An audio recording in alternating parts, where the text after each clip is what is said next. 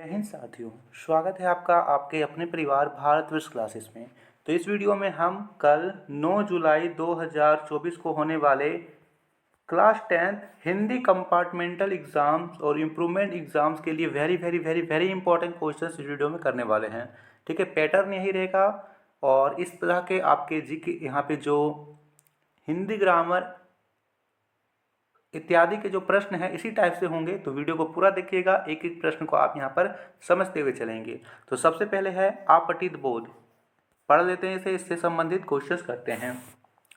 तो देखिए यहाँ पर दे रखा है, आशा से भरकर जीवन को देखो तो निराशा और नकारात्मक दिखाई देने वाला जीवन का मार्ग साफ और गतिशील दिखाई देना आरंभ हो जाएगा। इसके लिए तुम्हें क्या करना होगा? इसका उत्तर है, तुम्हें केवल अनंत धैर्य, विश्वास और आशा से अपनी मंजिल की ओर देखना होगा। तुम्हें यह भी ध्यान रखना होगा कि जो आज नहीं हुआ वह कल होगा, कल नहीं हुआ तो परसों होगा। तुम्हारे प्रयत्न निष्फल नहीं जाएंगे। प्रतीक्षा और आशा जीवन पथ के दो ऊंचे प्रकाश स्तंभ हैं। चीज़ों को, परिस्थितियों को, अपने आसपास के व्यक्तियों को उनके अंधेरे हिस्सों की ओर से मत देखो, वहाँ से मत देखो जहाँ से चीज़ें, स्थितियाँ कष्टपूर्ण और प्रतिकूल प्रतीत होती है। हर किसी के उज्जवल और प्रकाशमान पक्ष को खोजो। घने कांटों के बीच खिले छोटे से फूल को प्रेम के साथ देखने से कांटे दिखाई नहीं देंगे। विश्वास और आशा को स्वयं में भर लो और उसे समाज के हर वर्ग में बांटो। इसमें किसी प्रकार की कंजूसी मत करो। जिन्हें आशा, विश्वास, सहायता, सहयोग और सांत्वना की जरूरत है, उन्हें बिना किसी स्वार्थ और द्वेष की भावना से इन्हें बांट दो।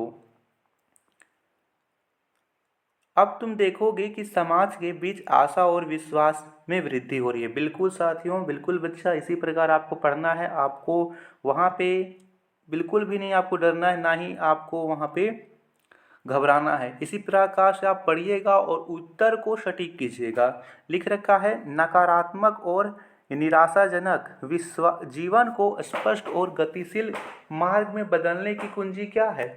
विकल्प दे रखा है, बुद्धिमत्ता और ज्ञान, धैर्य, विश्वास और आशा, उम्मीद और संघर्ष, धन और शक्ति। यहाँ पे सही उत्तर है बी, धैर्य, विश्वास और आशा। दूसरा प्रश्न है, धैर्य और विश्वास की महत्ता के बारे में क्या सुझाव दिया गया है? ये जीवन में अनावश्यक हैं, ये सफलता के लिए हानिकारक हैं, ये अपने लक्ष्यों को प्राप्त करने के लिए आवश्यक हैं, ये केवल निश्चित परिस्थितियों में ही महत्वपूर्ण हैं। तो सही उत्तर यहाँ पर है सी, ये अपने लक्ष्यों को प्राप्त करने के लिए आवश्यक है। अगला प्रश्न देखिए, यहाँ से स्टार्ट होता है प्रश्न, चीज़ें, परिस्थितियों और आपके चारों ओर के लोगों को कैसे देखना चाहिए? संदेह और संशय से, घृणा और नकारात्मक पहलुओं से, क्रोध और भ्रम से, उज्जवल और सकारात्मक पहलुओं से। यहाँ पे सही उत्तर होगा डी, उज्जवल और सकारात्मक पहलुओं से। किस उपमा का उपयोग चुनौतीपूर्ण स्थितियों में सकारात्मक देखने की महत्ता को जताने के लिए किया गया है? तो यहाँ पे सही उत्तर है बी, कांटों के बीच फूलों को पालना। पांचवा प्रश्न है, प्रस्तुत गद्यांश के लिए उपयुक्त शीर्षक का चुनाव करें। शीर्षक पढ़ लीजिए, आशा और विश्वास के महत्व का संदर्भ, जीवन के लक्ष्य के प्राप्ति के लिए धैर्य, समाज में अच्छाई का प्रमुख स्रोत, सकारात्मकता का मार्ग, आशा और विश्वास। सही उत्तर डी होगा, सकारात्मकता का मार्ग, आशा और विश्वास। अगला है पद्यांश और उसके पढ़कर जो उत्तर है यहाँ पे देना है। दे रखा है, वैराग्य छोड़ बाहों की विभा संभालो, चट्टानों की छाती से दूध निकालो, है रुकी जहाँ भी धार शिलाएं तोड़ो, पीयूष चंद्रमाओं को का पकड़ निचोड़ो, चढ़ तुंग शैल शिखरों पर सोम पियो रे, योगियों नहीं विजयी का सदृश जियो रे। दे रखा है यहाँ पर, कवि भारतीय युवकों को ऐसा जीवन जीने को कहता है जो कायर जैसा हो, योगियों जैसा नहीं, पराक्रमी वीरों जैसा हो, केवल बात करने वाला बुद्धिजीवी हो, जो व्यर्थ में समय नष्ट करता हो। सही उत्तर क्या होगा? यहाँ पे सही उत्तर क्या होगा बताइए? हाँ बिल्कुल सही, यहाँ पर सही उत्तर होगा बी। पद्यांश में किसे सोम कहा गया है? चट्टान, धार, वैराग, योगी। सही उत्तर यहाँ पर क्या होगा? बी धार। योगियों नहीं विजयी के सदृश जियो रे का क्या संदेश है? योगियों को प्रशंसा देने की सलाह, समृद्धि और सफलता के लिए प्रेरित करने वाला संदेश, योगियों के साथ मिलकर जीने की सलाह, योगियों के साथ प्रतिस्पर्धा करने की सलाह। तो यहाँ पर सही उत्तर बी है, समृद्धि और सफलता के लिए प्रेरित करने वाला संदेश। पद्यांश में कैसा जीवन को सराहा गया है? योगी, वैरागी, विजयी, कायर। तो यहाँ पे सही उत्तर क्या है? 9वें का सही उत्तर है यहाँ पर सी विजयी। इस कविता का मूल स्वर क्या है? प्रकृति, प्रेम, आवाहन, भक्ति। तो यहाँ पे सही उत्तर है सी आवाहन। चलिए व्याकरण खंड आ गया है, समझते हैं। यहाँ पे चलना है। निम्नलिखित प्रश्नों का सही विकल्प का चयन करें। इनमें से किस वाक्य में अकर्मक क्रिया है? सोनम गाती है, अमन किताब पढ़ता है, मोहन सो रहा है, लता चाय पी रही है। देखिए यहाँ पर सभी में ना सकर्मक है, सकर्मक, समकर्म, सकर्म, लेकिन मोहन सो रहा है, इसमें ये अकर्मक क्रिया है। वाक्य में सकर्मक क्रिया का उदाहरण है, यहाँ पे फिर से हमें सकर्मक क्रिया ढूंढना है। बालक रोता है, लड़का हंसता है, पक्षी उड़ रहे हैं। तीनों का आपको जवाब मिल जाएगा। बालक रोता है, लड़का हंसता है, पक्षी उड़ रहे हैं, तीनों का जवाब मिला।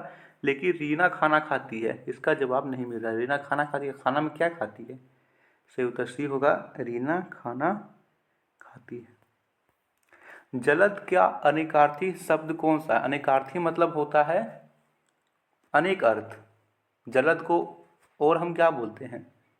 कमल, मोती, मछली, बादल। देखिए इस प्रश्न में कई बच्चे कंफ्यूज होते हैं, बिल्कुल भी कंफ्यूज नहीं होना है। जलद का मतलब होता है बादल। जल द, लास्ट में दा आ रहा है ना, तो दा से देना, बादल देता है जल। और जल जा, लास्ट में जाएगा तो जा से जन्म लेना, यानी कमल। दो पदों या शब्दों के मेल से बना तीसरा पद क्या कहलाता है? संधि, समास, उपसर्ग, प्रत्यय। यहाँ पे सही उत्तर बी होगा, समास। यथासंभव कौन सा समास है? यथा, इसके आगे देखिए अव्ययी, यहाँ पे जो शब्द लग रहा है अव्ययी भाव होगा। यथासंभव, प्रतिदिन, भरपेट, ओके, अव्ययी भाव समास है। नीला है जो कमल, नील कमल किस प्रकार का समास विग्रह है? नीला है जो कमल, तत्पुरुष, कर्मधारय, अव्ययी भाव या बहुव्रीहि। तो यहाँ पर सही उत्तर होगा कर्मधारय। जब वर्षा होती है तब मोर नाचता है, रचना के आधार पर वाक्य के भेद बताइए। तो देखिए जब रचना होती है तब मोर नाचता है, यहाँ पर मिश्र होगा, मिश्र वाक्य। जिन वाक्य में कर्म की प्रधानता दी जाती है वहाँ कौन सा वाच्य होता है? कृत्यवाच्य, कर्मवाच्य, भाववाच्य, इनमें से कोई नहीं। तो यहाँ पर सही उत्तर होगा बी कर्मवाच्य। बालक चांद देख रहा है की ओर, क्या, क्यों, कैसे? तो बालक चांद की ओर देख रहा है, बहुत आसान सा प्रश्न था। निम्नलिखित में से कौन सा शब्द समुच्चय बोधक अव्यय शब्द है? धीरे धीरे, अरे, अथवा, वह। तो सही उत्तर यहाँ पर क्या होना चाहिए? बिल्कुल सही, सही उत्तर यहाँ पर सी होगा, अथवा।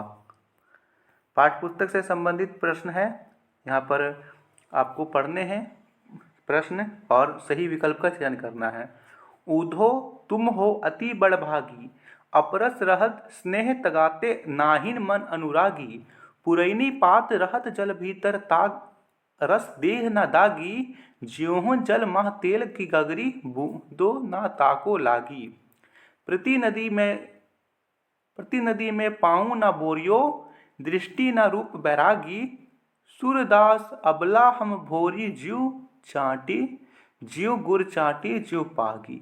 ठीक है, यहाँ पे उद्धव और गोपियों के बीच ये संवाद चल रहा है। जब उद्धव श्री कृष्ण का योग का संदेश लेकर के आते हैं तो गोपियाँ उन्हें सुनाती है, खरी खोटी सुनाती है और उन्हें व्यंग करती है, उन पर व्यंग करते हुए कहती है कि तुम उस कमल के पत्ते के समान हो जो कमल में तो रहता है, जो पानी में तो रहता है, मगर उसमें पानी का एक बूंद तक नहीं लगता है।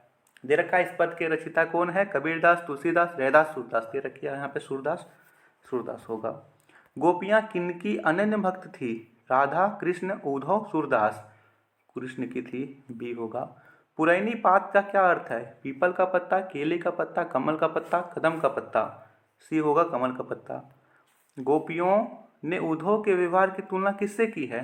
गुड़ खाई हुई चींटियों से की है, दीपक और पाती से की है, कमल के पत्ते और तेल की मटकी से की है, फूल और भौरे से की है। सही उत्तर क्या होगा बताइए बच्चा। बिल्कुल सही, सी होगा, कमल के खाए पत्ते और तेल की मटकी से की है। चलिए बहुत बढ़िया। हाँ, प्रस्तुत गद्यांश को ध्यानपूर्वक पढ़कर नीचे दिए गए प्रश्नों के सही उत्तर का चयन करें। पढ़ते हैं। बाल गोविंद भगत का संगीत साधना का चरम उत्कर्ष उस दिन देखा गया जिस दिन उनका बेटा मरा। इकलौता बेटा था वह, कुछ सुस्त और बोदा सा था, किंतु इसी कारण बाल गोविंद भगत उसे और भी मानते। उनकी समझ में ऐसे आदमियों पर ही ज़्यादा नज़र रखनी चाहिए या प्यार करना चाहिए, क्योंकि यह निगरानी और मोहब्बत के ज़्यादा हकदार होते हैं। बड़ी साध से उसकी शादी कराई थी। पतोह बड़ी सुभाग और सुशील मिली थी। घर की पूरी प्रबंधिका बनाकर भगत को बहुत कुछ दुनियादारी से निवृत्त कर दिया था। बेटे के मरने पर बाल गोविंद भगत क्या कर रहे थे? रो रहे थे, गा रहे थे, हंस रहे थे, नाच रहे थे? गा रहे थे। सही उत्तर क्या होगा? बी होगा, गा रहे थे। भगत जी का बेटा बेटा कैसा था? चालाक और कर्मठ, ईमानदार और शरारती, चतुर और तेज, सुस्त और बोधा। आपने अभी पढ़ा गद्यांश, क्या होगा? सुस्त और बोधा था, डी होगा। भगत जी की पतोहू कैसी थी? सुंदर और झगड़ने वाली, घर का ख्याल नहीं रखने वाली, घर का पूरा प्रबंध करने वाली, घर बड़ों का सम्मान ना करने वाली। तो सही उत्तर यहाँ पर सी होगा, घर का पूरा प्रबंध करने वाली। बोधा का क्या अर्थ है? मोटा, ज्ञानी, सुंदर, मंद बुद्धि। सही उत्तर यहाँ पर डी होगा, मंद बुद्धि। चलिए निम्नलिखित प्रश्नों के लिए सही उत्तर का चयन करें। दे रखा है यहाँ पर, सांप से डरकर भोलेनाथ ने कहाँ शरण ली? विद्यालय। भोलानाथ ने कहाँ शरण ली? विद्यालय, माता के आंचल, चबूतरा या पिता की गोद? तो उसने माता के आंचल में शरण ली। जॉर्ज पंचम की नाक में किस पर व्यंग है? रानी एलिजाबेथ पर, सरकारी तंत्र पर, रानी के दर्जी पर, भारतीयों की मेहमान नवाजी पर। सही उत्तर यहाँ पर बी होगा, सरकारी तंत्र पर। चलिए बहुत बहुत धन्यवाद, वीडियो को लाइक कर दीजिएगा। Thank you.